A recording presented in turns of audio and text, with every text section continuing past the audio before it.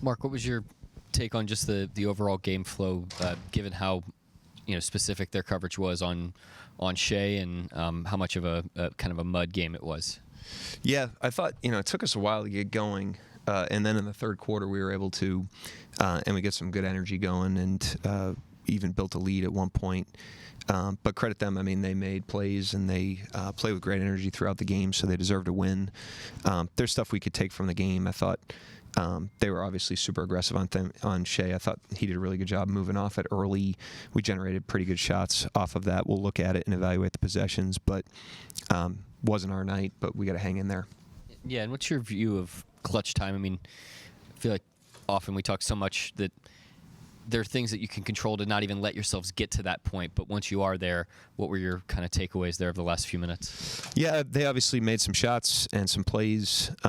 We didn't. It often, when you get down to that point in the game, it comes down to time management, clock management. I thought we did a decent job of that and gave ourselves a chance. But when you get into a game that's that close, it's going to come down to makes and misses. And the trick is, can you play a floor game throughout the 48 where you have more control of it to that point?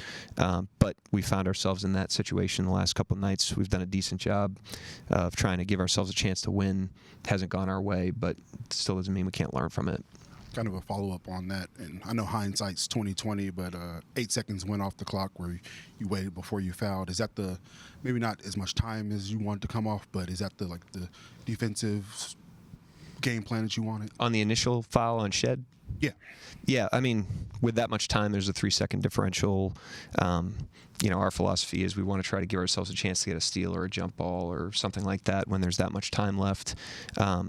We obviously, fouled the guy that he missed 2 free throws. It was more of a free throw blockout execution where we had a lapse, but the execution of the foul or the waiting to foul was according to plan.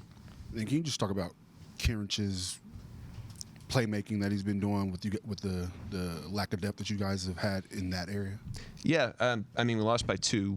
And a 2-point loss emotionally is vast, but a 2-point loss practically is 2 points in one possession. So had we won that game, there would have been great lifts that we got from a lot of guys. Shea, I thought, made the right plays. K. Rich gave us a huge lift.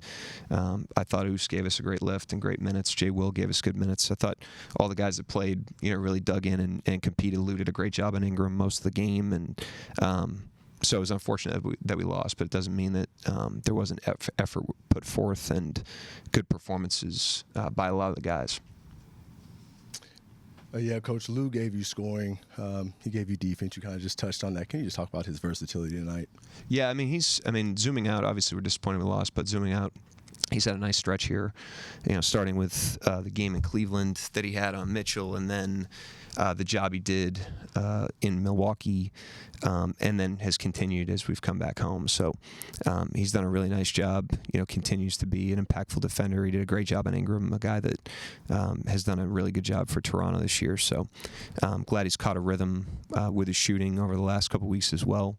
We're going to need it, obviously. Disappointed in the game, but like I said, we had good performances by a number of guys.